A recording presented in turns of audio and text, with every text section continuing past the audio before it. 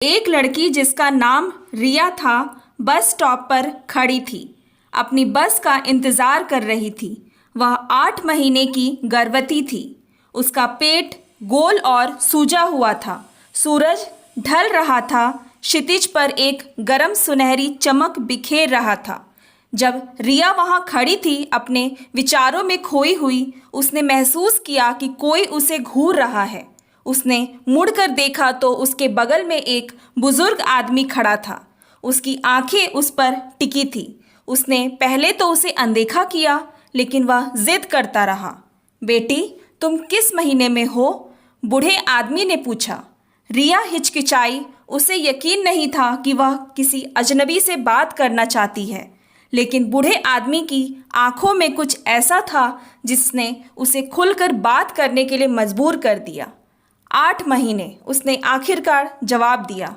बूढ़े आदमी ने सिर हिलाया। उसका चेहरा करुणा से भर गया। और तुम्हारा पति कहाँ है? उसकी अनुपस्थिति में तुम्हारी देखभाल कौन करता है? रिया की आंखों में आंसू भर आए जब उसे 4 महीने पहले हुई उस दुखद दुर्घटना की याद आई जिसमें उसके पति की जान चली गई थी।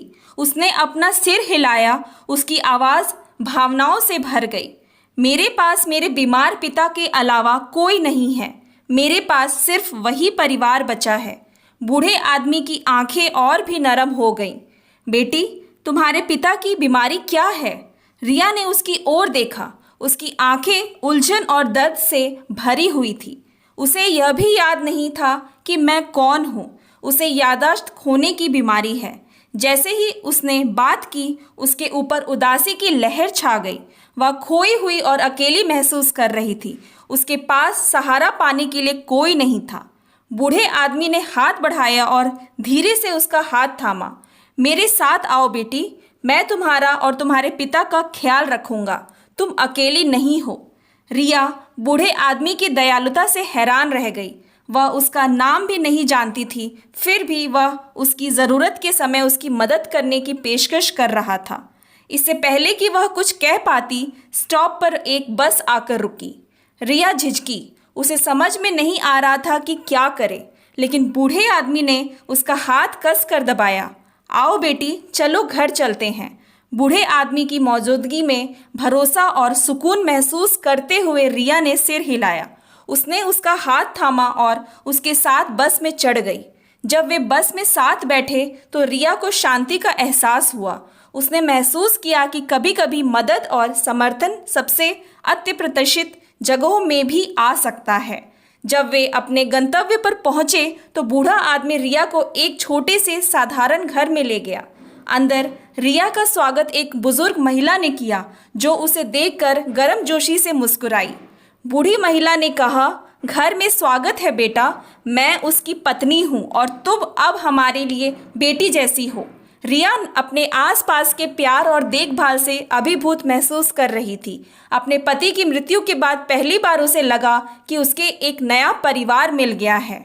दिन हफ्ते में बदल गए और बूढ़े आदमी और उसकी पत्नी की देखभाल में रिया के पिता की हालत में सुधार होने लगा।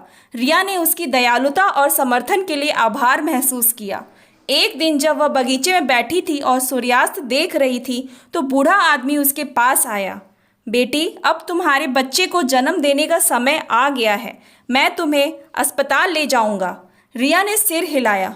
उसकी मदद के लिए आभार जताया। जैसे ही उसने उसका हाथ पकड़ा, उसे इस अजनबी के प्रति आभार और प्यार की लहर महसूस हुई जो उसका परिवार बन गया था। अस्पताल में रिया ने एक स्वस्थ बच्चे को जन्म दिया। बूढ़ा आदमी और उसकी पत्नी उसके बगल में थे। उनके चेहरे खुशी और गर्व से भरे हुए थे। जैसे ही रिया ने अपने नवजात बेटे को अपनी बाहों में लिया, उसे पता था कि वह अब अकेली नहीं है। उसे एक नया परिवार और एक नई शुरुआत मिली थी।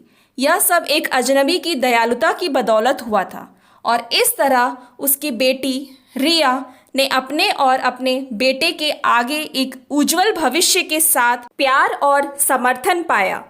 Thanks for watching. Please like and subscribe my channel.